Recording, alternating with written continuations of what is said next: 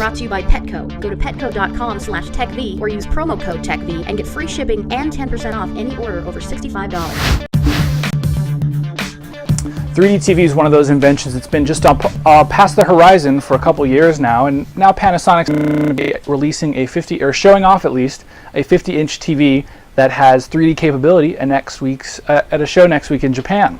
The question is, are people really excited about 3D TV, or is it one of those pipe dreams that Panasonic's just looking to cash in on? To talk about this, we bring in a couple of technology journalists. First up, we bring in John Biggs from CrunchGear. John, thanks for joining us. Howdy. Also, we bring in Nate Lanxon from CNET UK. Nate, thanks for being with us as well. So 3D has been picking up, especially in the movie theaters lately. People trying to add that third dimension and add some extra dollar signs on their bottom line. John, what's your take on 3D in general? And then what do you think of this 3D TV? I mean, 3D in the movies is great because it's a little more lifelike. And I'm sure if you had a good enough quality system, you could do it in the home. But a lot of these things are not good enough quality, shall we say. I mean, there's the headaches, right? I mean, things like that. Yeah, there's the headaches, there's the 3D. I mean, there's 3D gaming, but the trick about 3D gaming is, one of the fun things about gaming is that somebody can watch you play. But with this 3D gaming, nobody can really watch you play. So it pushes you even further into your little cocoon there. I mean, is it valuable for them to try to build something out? Sure, but are these the solutions people are going to be clamoring for in the next couple of years? I seriously doubt it. Well, one of the things I've always kind of said is if you have to wear glasses, like you say, if someone else can't easily watch you, while you're in your little world, it's always a little bit problematic. I don't know, Nate, what's your take on 3D TV? Well, I mean, for me, it's not going to be there until we don't have to wear glasses.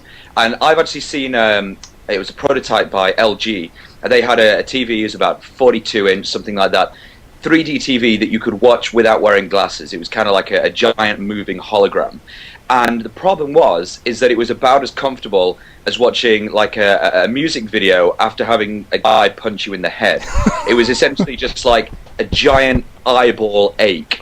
And I've had that now for about the last week, hence the rest of my voice sounding so bad.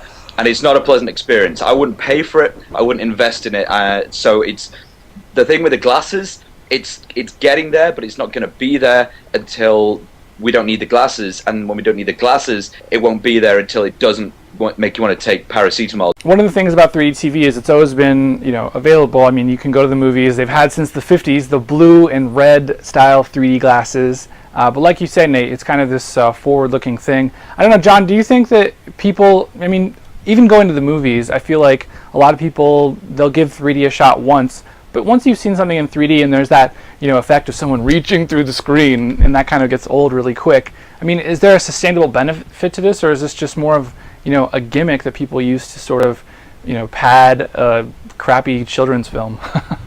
I mean, yeah, that's absolutely true. The only 3D things that I've seen recently are kids' films, and I mean, they're fun for the kids, but how exciting are they in real life? I think the real value here would be in something like a 3D prototyping application. So like you see the object in 3D and you can actually look at it in that respect before you print it, for example. So that's perfect. But what that requires is a workflow, an engineering workflow that would expect instant results, and a lot of people don't really care about those right now. So there's really no value in anything sort of like a holographic sort of device. Well, and 3D TV is just 3D TV, really. Yeah, exactly. I mean, that's kind of what I'm kind of hoping that people need to keep developing this. But the fact that Panasonic's showing this off at some consumer electronics show, hoping that in 2010 we'll see this in our living rooms, I just think it's a little bit premature. Anyway, Nate, at IFA a few weeks ago over in Berlin, I was using a PS3